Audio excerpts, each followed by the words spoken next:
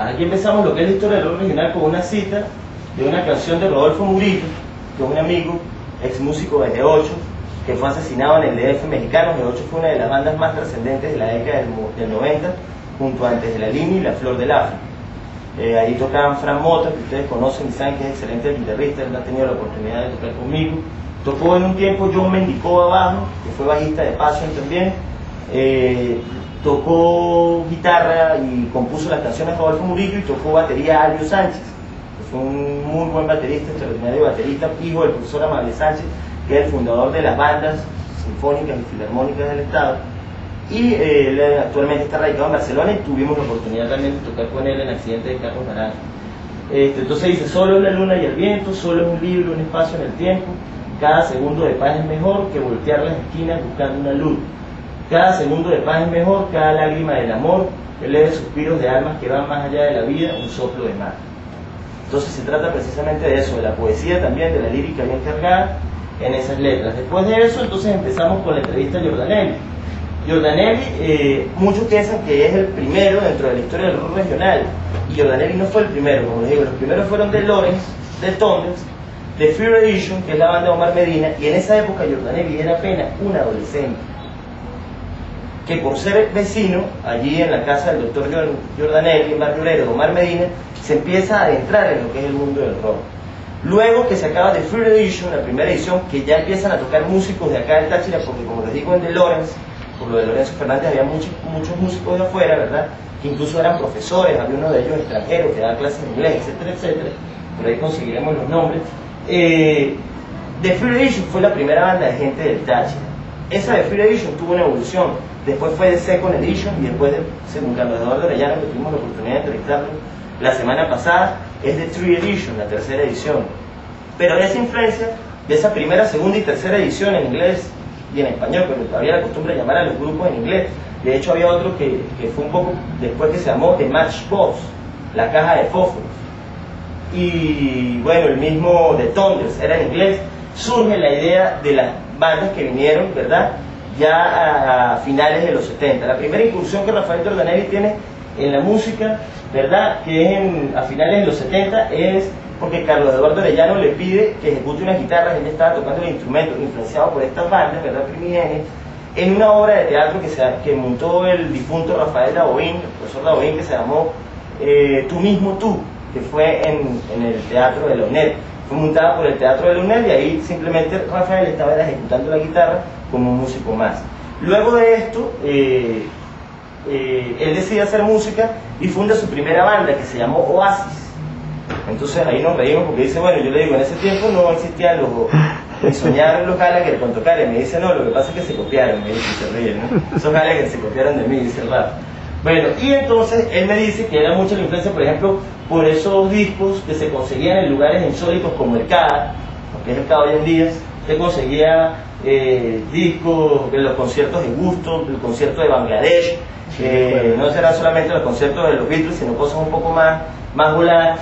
Y Rafa, después de Oasis, que fue una banda que no salió de su casa, que fue como una especie de experimento primigenio, monta una banda que se llama Axioma, ¿verdad? Esta Axioma significa A, que significa sin en latín, y Xioma significa sin Xiomara, porque él tuvo una novia que se murió mucho, claro, eso no lo colocamos en la historia por respeto, y la novia se murió, tuvo una enfermedad incurable y lamentablemente falleció, y él le quiso rendir honor a su novia mediante este nombre, y sacar una banda y dedicar su vida a la música. Entonces dice, desde ese momento, como ese shock personal que tuvo, se dedica a la música, y es cuando Axioma dura 5 años. Por Axioma transitan grandes músicos, ¿verdad?, del acontecer regional. Es importante saber que en esta época, que estamos hablando de la década del 70, de la Venezuela Saudita, del anterior gobierno de Caldera y primera presidencia de Carlos Andrés Pérez, ¿no?, había muchísimo dinero, y por ejemplo la gente de Lawrence, el señor Lorenzo Fernández, les compró equipos como Gibson, Fender, guitarras, amplificadores Marshall, Fender Twin Reverb. En ese momento había dinero. Dicen ellos que las bandas de San Cristóbal de la época se caracterizaban porque había siempre eran como de clase alta y clase media alta y media, y por ejemplo una persona tenía el dinero y le compraba los instrumentos del resto de la banda si había uno que era muy buen músico y no tenía cómo comprarse su instrumento. como por ejemplo él tuvo la oportunidad, Rafael pues siempre ha tenido, gracias a Dios, dinero de comprarse su guitarra en Roma, su amplificador Twin Reverb, y comprar esas cosas. Se iban a comprar las cosas en el exterior. Cuando salió el Distortion, ellos de una vez corrían y se iban y hacían un viaje, entonces vamos a comprar ese pedal, porque imagínense el Distortion, lo tenemos que tener. O sea, ellos vivieron como en la revolución de los inventos en la música, cosa que para la generación de nosotros ya es algo sentado, ¿no? Entonces todo esto, y entonces ve que aquí donde dice que Oasis, los ingleses ni existían, entonces ni soñaban con nacer, y dice, ajá, esos ganas que se copiaron de mí, Entonces después del año 81, 82, y como, bueno, influenciados, entonces él, influenciado por Barrón Rojo y por otras bandas en español, decide cantar en español, y es lo que hace en su segunda banda, que fue Tiempo Cero. ¿Qué pasa? Que Axioma protagonizó muchos escándalos, porque Axioma era como hard rock, como algo que era más como punk. Hard Rock era otra banda que estaba paralela a Axioma, que era Travesía. Y existió otra banda, y ya estamos hablando como una segunda época, ¿no? Después de la primera del inglés y la influencia, que era el grupo Cristal, de Carlos Eduardo Arellano. De hecho, Carlos Eduardo toca antes de Rafael, influencia a Rafael para que toca invitado en Axioma en algunas oportunidades, pero no era su onda, y saca una agrupación que era como muy, en palabras propias de Carlos Eduardo, muy lo que es Amigos Invisibles hoy en día. Una fusión de cosas, de sonidos tradicionales, pero con jazz. Él siempre se fue inclinando más hacia la onda del jazz, de la fusión con el rock, pero con lo latino. Entonces esa banda era una bandota de músicos, donde él me dice que se iban a ensayar a una finca, imagínense. Se preparaban comidas para no sé cuántas personas, porque era una banda como de 10, me dice, de 8, 10 personas. Transcribía todas las tablaturas para todos los músicos. Él era el director de la banda, hacían los temas, los componían, lograron grabar algunos en cassette, me dice, pero se le extraviaron, porque eso es lo otro lamentable, que de esta industria cultural del rock regional nadie ha hecho un registro, y esos temas se han perdido y se han diluido en el tiempo, obras maravillosas que ya no están, ¿ven? Entonces existían tres bandas. Estaba el lado punk, revoltoso, rockero, heavy metal, que era rap en esa época, de Acción, el hard rock, de unos hermanos que se llamaban los hermanos Thomas. Estos hermanos eran dos hermanos, por ahí están los nombres, que se quedaban, siempre tocaban guitarra por ahí en la Plaza de los Mangos, en una esquina de la Plaza de los Mangos, cuando la Plaza de los Mangos era prácticamente ni la sombra, no existía el edificio Tillito, o sea, no se imaginen eso. Estamos hablando de la San Cristóbal de los Techos Rojos realmente, ¿no? Eso no era, me dicen del contrario, que eso era una plaza con unos ladrillitos así y más nada, ¿no? O sea, eso no había absolutamente nada. Y los hermanos Thomas eran muy talentosos y emulaban canciones de Camil y canciones, entonces montaron su banda aparte, que era Travesía. Tanto en Axioma como Travesía cantó Yuri, ¿verdad? No sé si lo conocen, al compañero que trabaja en los bomberos, ¿verdad? Y bueno, tanto Axioma como Travesía eran dos de las bandas de finales de los 70, principios del 80, y otra de las bandas era Cristal, precisamente. Luego esas bandas como que se diluyen, se acaban por distintas razones. Rafael funda lo que es su proyecto más contemporáneo, que es Tiempo Cero, y en este proyecto decide cantar en español. La gente pensaba que se estaba loco porque cantaba en español. De hecho, ellos cuando salieron y grabaron su primer tema y lo pautaron en RSC, que en esa época estaba comandada por José Antonio Loreto, allí trabajaba Ender Contreras, Hernán Atencio, como la pandilla de siempre, ¿verdad? De los padres, dice él, le pautaron el tema.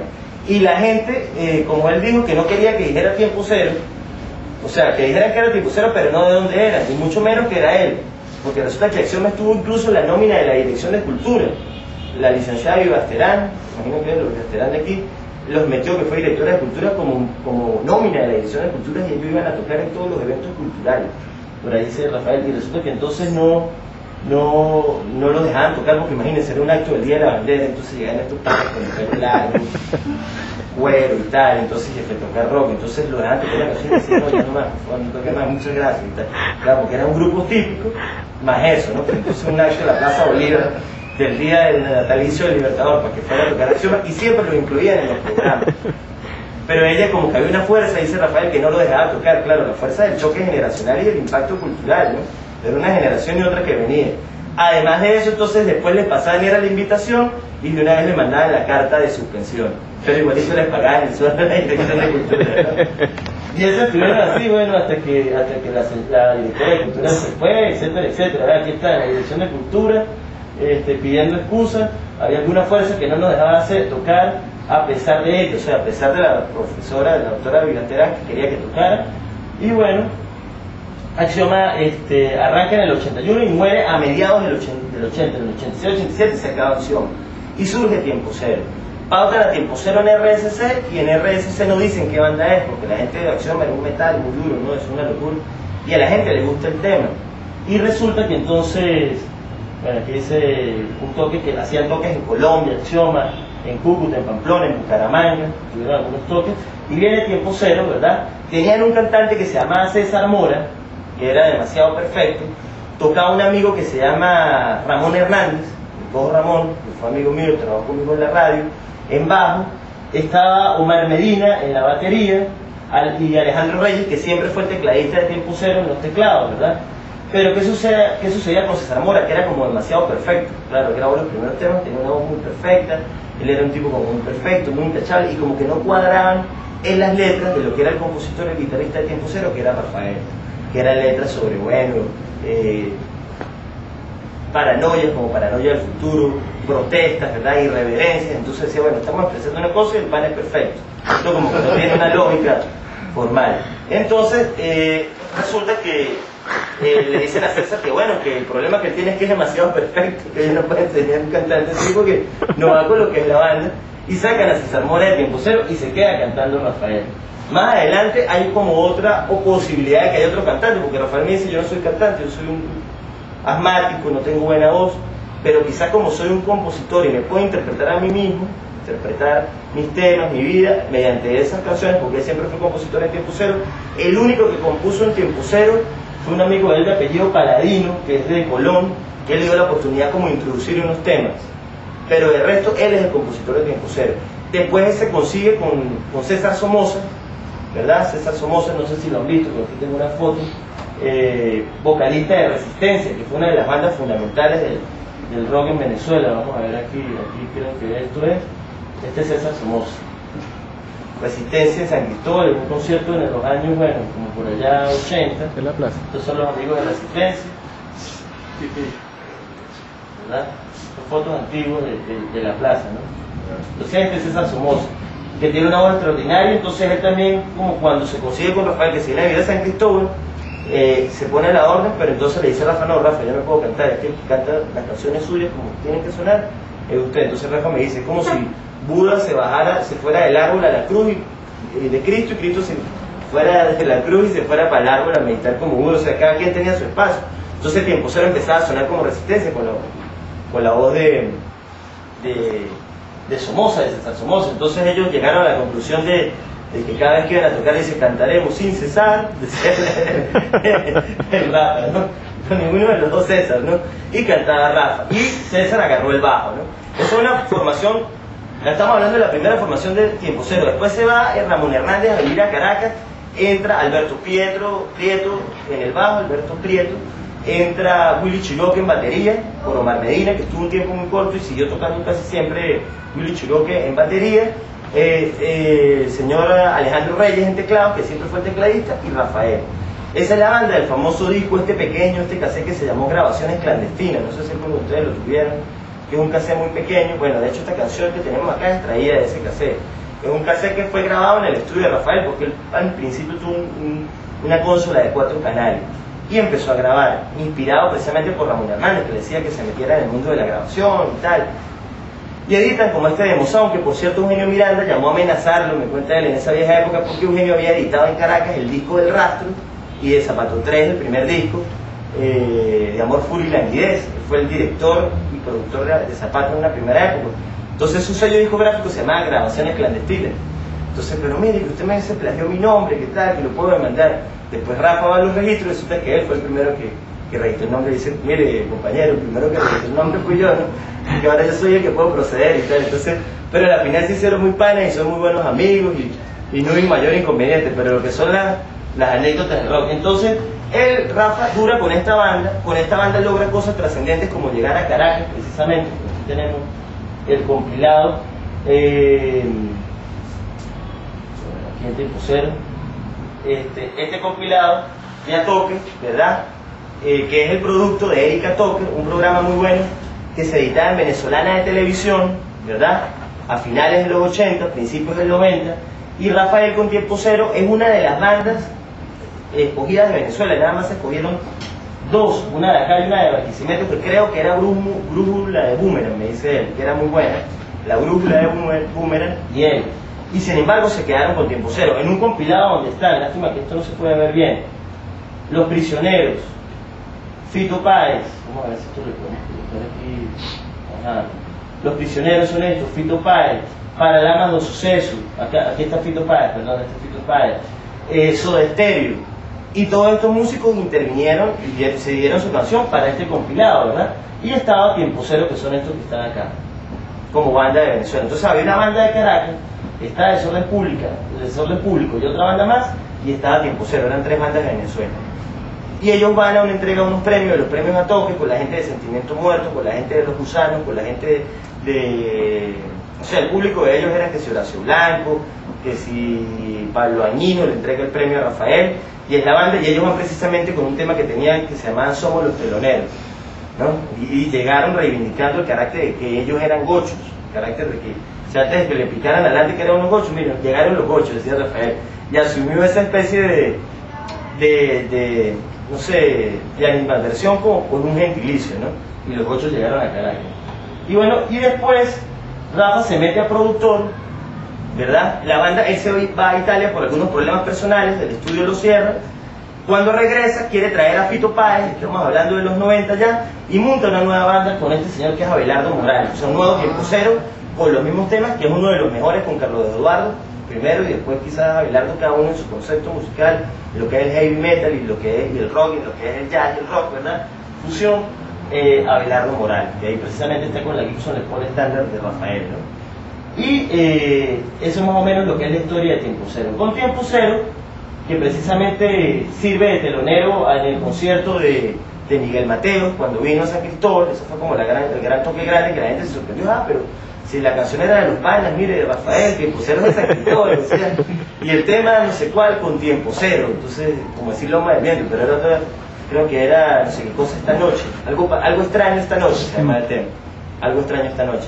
Pero paralela a esa banda surgen otras bandas, como Antes de la Línea, una banda que surge en Las Acacias, surge en el Colegio Juan 23, donde estudiaban Iván Méndez con José Ángel Cabalín, se conocían del colegio.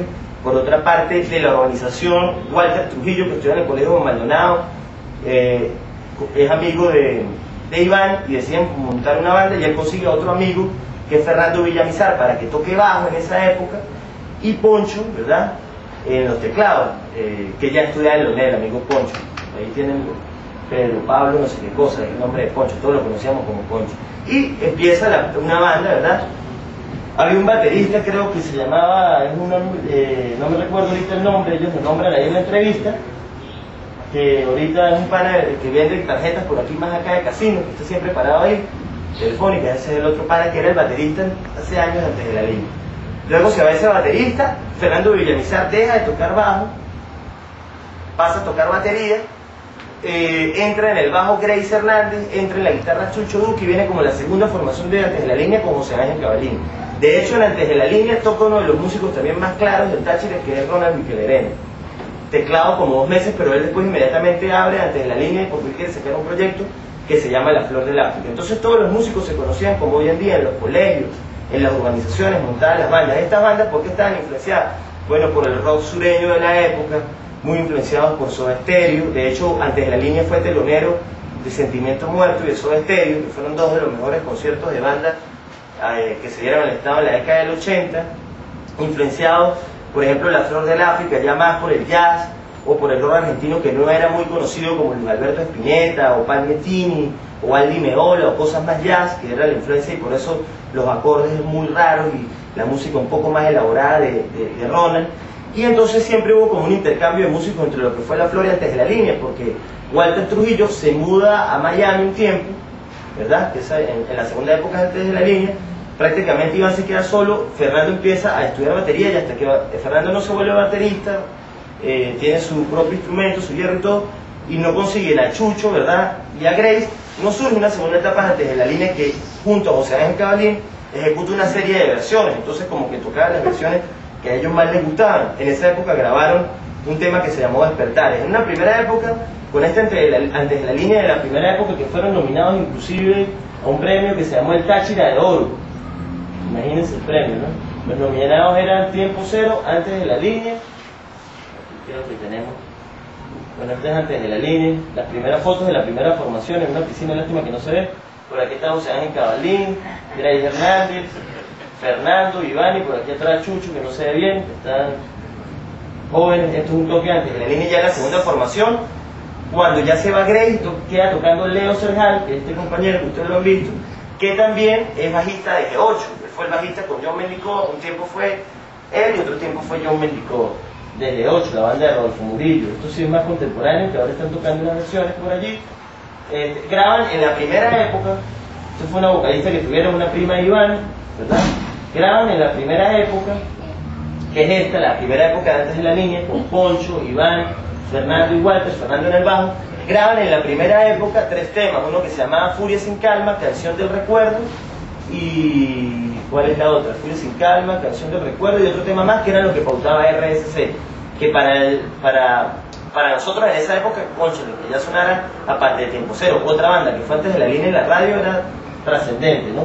Luego en esta segunda formación, donde está Chucho, entra Chucho, y entra, bueno, aquí es donde dice que se presenta Antes de la Línea, en el círculo militar. Ellos tocaban en todas aquellas fiestas famosas de Interac, no sé si se recuerdan de esas fiestas, en fiestas de amigos, en estos conciertos que venían. Esto fue un concierto que se llamó Los Monstruos del Rock, ¿ven? Plaza Monumental de San Cristóbal, puras bandas acá, AXA, por aquí lástima que no se lee, Tiempo Cero, mira, aquí está Amén, AXA, Forazat, Exorción, Genocidio, una banda metalera, Tinieblas, Ruina, Excalibur, no sé, aquí hay Telex, se llama otra, y también está Antes de la Línea para abajo.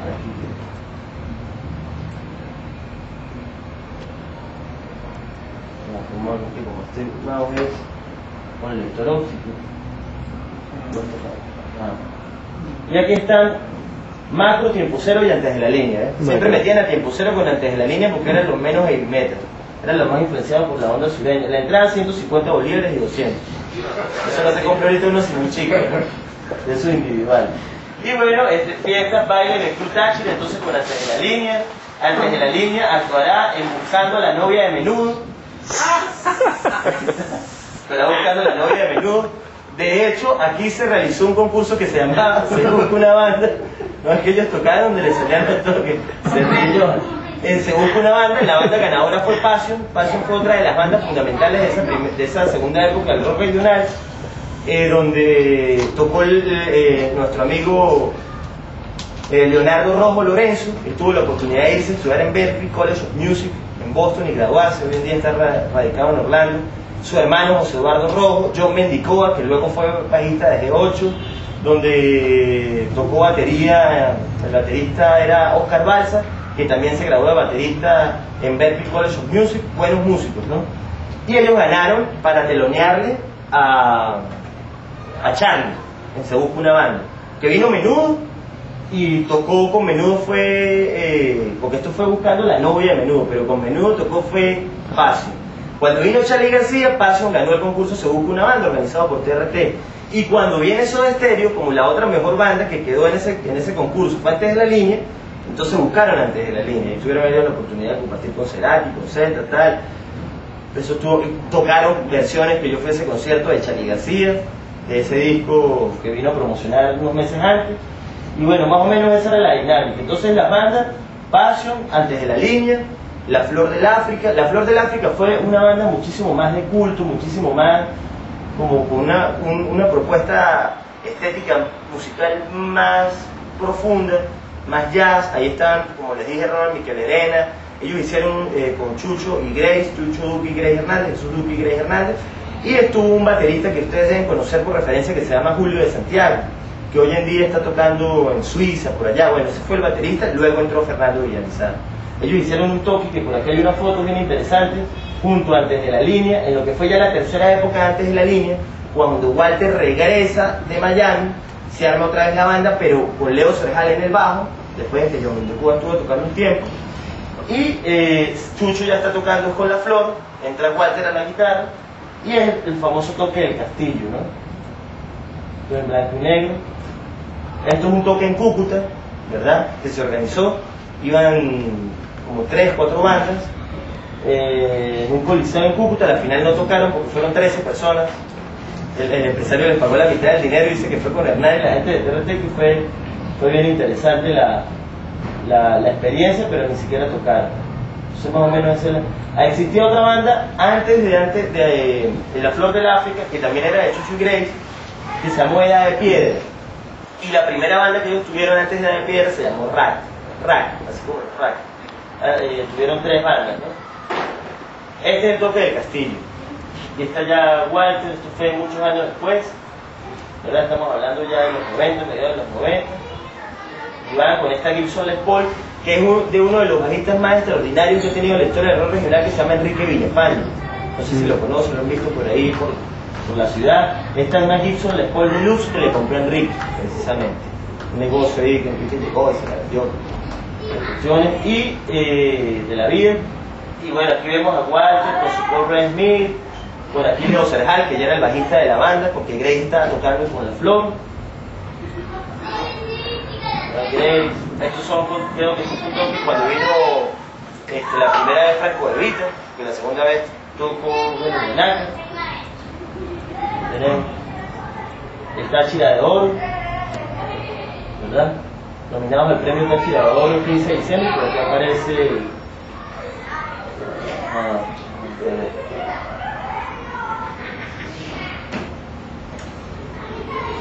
aquí está, miren, agrupación musical juvenil Passion, Antes de la Línea y Tiempo Cero. Esas eran las bandas del momento. Luego de estas 3 bandas, ¿verdad? Viene una nueva camada de bandas, como una tercera generación, podríamos decir así. Surgen bandas como Triciclo, Los Residuos, Accidente de Carros Naranja, que fue la banda donde yo pude participar, tocando en El Ángel, en el Café Teatro, en el Festival de Música Contemporánea. Venus de Nácar, ¿verdad? Tiempo Cero se mantenía como banda Antes de la Línea, y es como una nueva generación de músicos, ¿verdad?, que viene a entrar dentro de la historia del rock regional. Aquí tenemos algunas fotos de,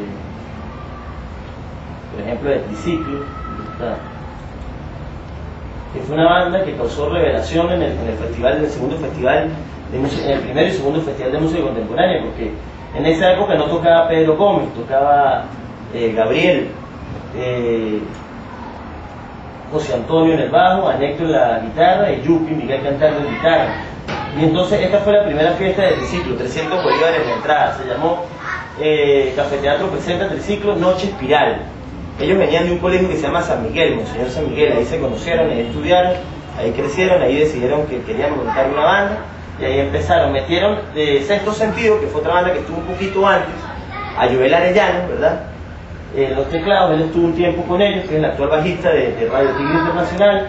Triciclo, la banda psicodélica, ¿verdad? Los flyers, el disco que grabaron, que por cierto tienen todas las matrices para mezclar, falta solamente como grabar la batería de nuevo bien, o bueno, pues la batería que había grabado Pedro, que lo tiene José Ángel Cabalín, ¿verdad? Esta que también fue una de las primeras rumbas, ¿verdad? El Triciclo, ellos mismos hacían su publicidad, sus flyers. Este fue un toque de Triciclo de los Oceánicos ya en la época de Tiempo Cero, que es la última época de Rafael ya como productor de eventos y tal. Todo esto es traído en un periódico que hacía aquí nuestro compañero, por lo menos este, ¿no? Y otros ahí, nuestro amigo compañero Johan País, ¿no? Secuencia directa. Y bueno, está Venus de Nácar también realiza importantes conciertos, Los Residuos, vemos el crecimiento de Los Residuos. También por aquí tenemos los residuos, aquí está, todos estos toques, que ya Los Residuos con Chucho y su planteamiento pop, una música un poco más ruda, ¿verdad? Estos recitales, Amor Mío, Cuánto Te Odio, por un policía, toda la irreverencia de ese pensamiento de anarquía, ¿no? Esto es lo que son Los Residuos, ¿no? Ya tocaron con Garroteville. Otras agrupaciones, por aquí, ¿qué más les podemos mostrar? Bueno, estas son unas fotos de Accidente de Carlos Naranja, en la casa de Joel Arellano, una vez que tocamos, hace muchos años, con Joel, Walter en guitarra, muy buen amigo Walter, en esa época se tocaba con Antes de la Línea, también cuando llegó allá de Miami. Y entonces surgen esas bandas, los lugares para tocar ya no eran fiestas, ya no eran escenarios así como Rotaract, Interact o la fiesta en el círculo militar, sino eran más bien ya pequeños pops. Eran el Ángel, la hormiga, ¿verdad? La hormiga que queda al frente de lo que es 8medios.com, el restaurante de comida italiana. El Café Teatro, que también hace años, me acuerdo yo, Juan Parilla nos ayudó a hacer el sonido de una manera muy rudimentaria. Uno contrataba un sonido por 400 y 600 mil bolívares con Ender Contreras, sino uno llevaba sus amplificadorcitos y algo para la voz y una consolita y un poder, y ahí con un efectico más o menos, era algo bastante artesanal. Hay otros proyectos que se han dado entonces ya después de esta segunda generación, incluso en otros lugares hecho por personas de Táchira, como este que se llama Microestudio Santa Cruz, que es nuestro amigo Juan Carlos Espectro. Esto se hizo a finales del 90, ¿verdad? En Caracas, en Prado del Este. Aquí tocan Fran Mota, tocan Grace Hernández, toca Chucho Duca, toca Luis de Santi, que fue un músico que tuvo una carrera con Felipe Restrepo en unas bandas, una se llamó Basura Nacional, luego Auto de Detención, que fueron las primeras bandas punk regionales antes que Los Residuos, ¿verdad? Y después cuando surge Orión, vocalista de Orión Felipe, y después lo que es actualmente Danza Negra. Pero entonces aquí está también este compilado de Luis de Santi, que por cierto hace poco vino a grabar unas canciones. Él es de Valencia, el gordo Luis, muy buen amigo. Surgen proyectos más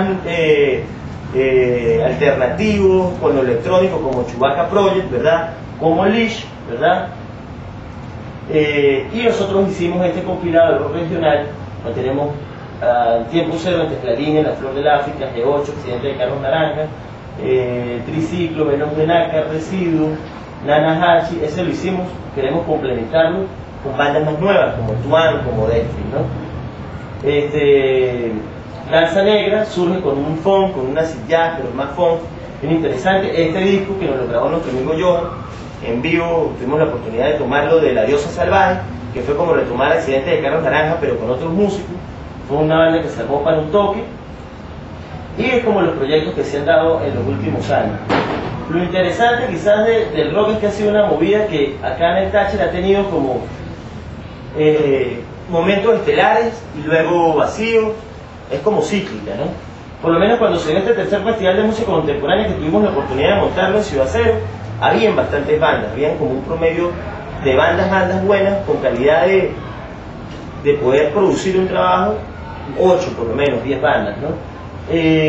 Luego este festival, bueno, ahí tuvimos la oportunidad de participar, que el toque no estuvo muy bueno por problemas de sonido y problemas de coordinación, y festivales como el Rabo de Mono, con bandas como Weekend, que siguen tocando, Anonimato, Calvario, Residuos, la Chewbacca Project, Sabotaje, Nipple, Acid Joint, que son bandas más nuevas. Ciudad Cero como una palestra para mostrar bandas regionales y nacionales. Allí, bueno, ustedes conocen la historia de Ciudad Cero y todavía hoy sigue haciendo historia. Danza Negra, ya los conciertos son más producidos, los eventos. O sea, es la diferencia de ese aviso de prensa para invitar a una fiesta a lo que son ya los productores y la gente patrocinando esta industria cultural. Entonces, ¿qué se le pregunta a cada uno de los músicos que se entrevistan, o de los pocos que hemos entrevistado, porque tenemos que hacer por lo menos 15, 20 entrevistas, y falta entrevistar a Johan, y falta entrevistar, hasta ahora llevamos solamente 6 entrevistas que, en base al nuevo periodismo, que es la tendencia del nuevo periodismo norteamericano, bueno, esto era, ¿te acuerdas de este afiche, Johan? El estudio abre otra vez.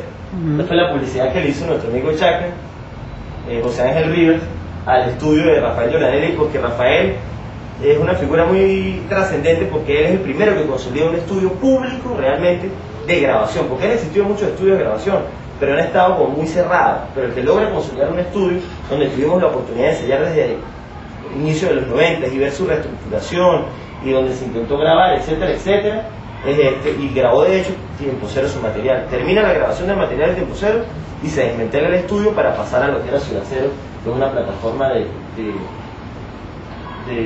muestra de músicos y de la industria cultural, ¿no? Bandas más contemporáneas como Lish, que es la primera banda que llega al Festival de Nuevas Bandas, ¿verdad?, en el Táchira, luego de dimes y diretes con la Fundación Nuevas Bandas, porque no querían nunca, querían que el Festival de Nuevas Bandas de los Andes se hiciera solamente en Mérida. De hecho se hizo en Mérida cuando Juan Pablo Jaime quedó encargado, y entonces a Chewbacca Project le hicieron un muy mal sonido, y los trataron muy mal a nivel de logística, entonces se pasó un comunicado, lo firmaron casi todos los músicos del Táchira, y eso pues fue como el antecedente para que el año siguiente esta banda fuera la primera banda del Táchira en llegar a un festival de bandas. Igualito el sonido ya estuvo muy malo y no tuvieron mucha suerte, pero ya era un antecedente, ¿no? Y eso hizo que se democratizara un poco más lo que era la sede del Festival de Bandas, porque antes solamente era en Mérida, o el Barranco en Mérida tenía como una especie de monopolio, pero ahora entonces ya vemos que este año, por ejemplo, va a ser en Trujillo. Entonces se está como democratizando un poco esto, que antes se tomaban las decisiones como muy arbitrariamente, ¿no? Bueno, para mostrarles aquí dos bandas fundamentales del rock y del heavy metal, AXA, y aquí tenemos a Yuri. En ese tiempo todavía no tocaba a bailarlo en AXA, ¿verdad? Y esta, que bueno, aquí está nuestro amigo el baterista Jerry Carmen, ¿verdad? Que, ¿cómo que se llama esta banda? Letalia. Que es una banda de heavy metal duro también. Ahí tocó José Chacón también, cuando José Chacón era duro también, porque todos como que pasaron por esa dureza del metal y después fueron como bajando, ¿no?